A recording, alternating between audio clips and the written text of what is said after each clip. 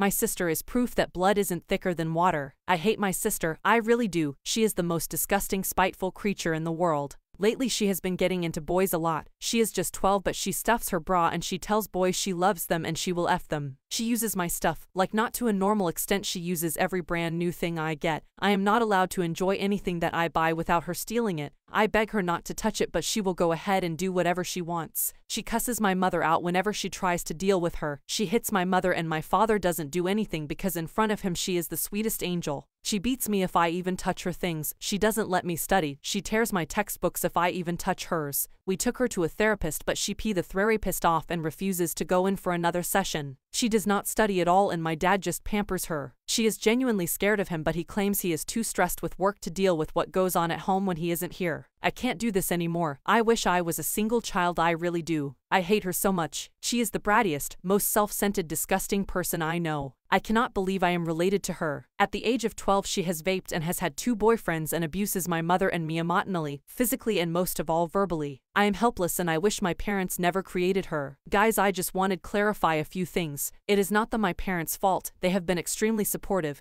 and loving to both her and me. They have tried their best to raise us to be good people. Yeah, she is definitely pampered at home but she has been hanging out with a group of 13 to 16-year-olds who vape and kiss in public, like full-on make-out in front of literal toddlers in the park. Some of them smoke leaf and cigarettes and most of their parents don't care about their kid or facilitate their children's actions. It's so horrible because just 2 years ago she was a sweet little girl. We were really close. I never thought she would become the person she is. Today I asked her to move so I could get something from the shelf behind her, and she threw a plate at me and it broke a tile on the floor. My dad is currently out of country, but he is usually home today. If he was here she wouldn't have dared to do that. She also kicks my mother when my mother tries to discipline her, and my mother doesn't hit back. So I don't think it is my parents' fault other than the pampering her part. I have tried to stop her but she does not listen. My parents are not aware of the type of people she is with. I have tried my best getting her to leave them. She unlocks the bathroom door to take photos of me when I change and blackmails me using them so I can't even tell my parents. You see why my life has become a living H with her. I used to beat her up initially. I still remember the first time she raised her hand at me. But it is emotionally draining because if I start hitting her back the fight drags out for days on end. If I retaliate her she doesn't stop torturing me. She will break my things and tear my clothes to get revenge on me. My dad used to scold her at first but then I just stop retaliate and just take the S she gives me because I cannot do anything else. My dad is tired of disciplining her and me and my mom are helpless. I just wish she was never born. My life would have been so much better. I can't do anything anymore and I just keep telling myself that I will leave for college soon. She is literally a horrible person. I thought I would add this but my sister is also addicted to the phone since she got it 3 years ago. I was in 10th grade but she was just in the 5th grade. We got one each to help with online classes, and she is addicted to it. Just a few hours ago my mom tried to take the phone away. It resulted in her ripping the covers of my mom's bed off to search for it, along with a meltdown tantrum and 2 hours of crying. That is when I decided to post this. I am at my breaking point with this child. My parents have looked through it and she spends around 12 hours on it, especially on TikTok and Instagram. I thought this was crucial to mention. I am sick of her. I hope she learns her lesson somehow. I don't want people to villainize my parents here because she is deliberately hiding her friends. They don't exactly go and spy on her.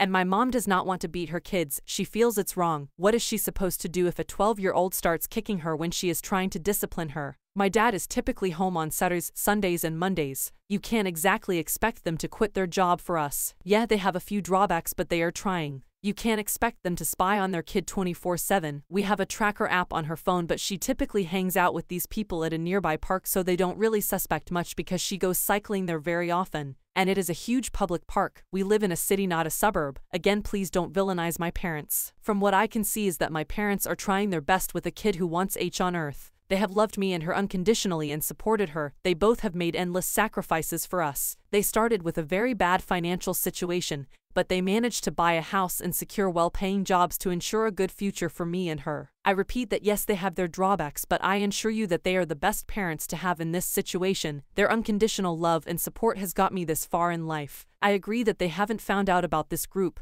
and that's a red flag. But we all have a very hectic and tiring lifestyle. My parents work themselves to the bone for money every month to ensure we have a lavish lifestyle. and we can afford what we want. We are an Indian family and beatings are pretty normalized here, so yes, our dad does slap us sometimes when we do something that would pee anyone off, but we're lucky for not getting beaten up with a belt, slipper. It is messed up, but it is normalized, and that is not okay, but we can't exactly change that immediately. You can speculate that their parenting might cause this behavior, but no need to outright accuse them of not knowing how to raise a kid. I was raised in the same way as her and I don't behave like the devil in disguise. I have received a lot of suggestions as to what to do in the comments, and I am genuinely fearing that she may have been Essa or in some other way. I am going to look into this today when I get home from where I am right now, and I will look into this at Essa. I also fear that someone may be bullying, grooming her from this older group of friends. Her friend from school told me that she has been getting a lot of attention from older guys, and this has filled me with genuine concern and fear for her. I thank whoever has reached out to me in DMs, and I am currently doing some research on how to seek professional help in these situations. I regret having my son and I wish I stayed child-free. Yes, I have a kid. No, I don't really post him. It's not a pick-me thing, or I'm not like other moms thing. Aside from privacy reasons, I've been struggling with the fact that I'm even a mother at all. I was pretty child-free, but due to societal and, well, mostly spousal pressure, I had a child against my own wishes. It screwed me up so bad mentally. Then my divorce happened and then I became a single parent. I didn't fight for anything more than 50-50 custody. I didn't want more. A lot of shit happened I wasn't prepared for, still not. It's a burden I don't wish on anyone. It feels like you're on a leash. You can only go as far as the leash allows, but when you're at the end it retracts and it drags you back. 1 week I'm free and it feels like I'm getting my S together, and then the next I'm losing my mind. Toddlers aren't easy. It's more exhausting than manual labor. You can call me a bad mother. In the grand scheme of things, I am. But what I don't do is show him my resentment. There are times I lose my temper and cry and hide away in another room. There are times I dread when my free week ends or look forward for the week of parenting to end. It sounds awful, I know. It's a slap in the face when people ask me about having more kids, or that things don't last forever. Kids grow, yes, but it doesn't negate the struggles you're currently going through. When a child that doesn't regulate their emotions well pushes the buttons of someone who also can't regulate their emotions, it's WW3. My life is also beyond children. It's an entire universe. Friends, family, relationships, career, etc. is a part of it. So is my son. He's not my universe, but a part of it. So for society to reduce me to nothing more than a single mom is insulting.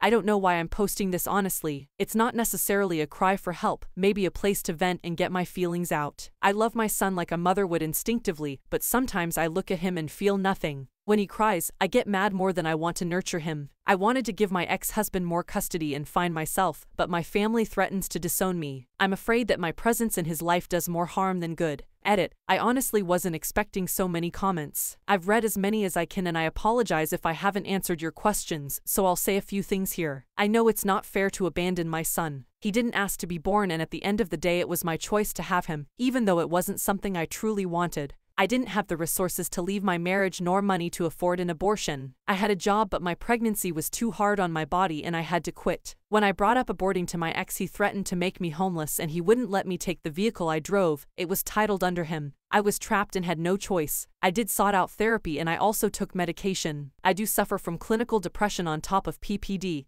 and anxiety. I was on Zoloft, but it gave me insomnia and had to stop. Now currently on CBD, might need something new. Therapy only helps so much, but as one commenter said, it won't make you do a 180. I am considering giving up more custody to my ex-husband. My mental health is spiraling and I think my son deserves to live in a more stable household with 2 parents. I was naive to think that my motherly instincts would show up later, and we'd be a happy family. Reality and PPD set in, and shortly after I got abandoned. Now I'm just full of regret and my son has to grow up in a broken home with broken people. He deserves better. My family adores my son. They're afraid that if I give him up that I'll regret it and that they won't have a relationship with him. They, a couple of them, would most likely cut me out of their lives out of anger, and I would understand. I love all of them and I know they're thinking the best of both worlds. I wish they could see life through my eyes. I know I've upset a lot of people and I'm sorry that I'm not the image of a perfect mother. I applaud you that you were able to raise your kids normally with no problems and no resentment. Parenthood is a nightmare, and if you've managed to make it, honestly I'm really happy for you.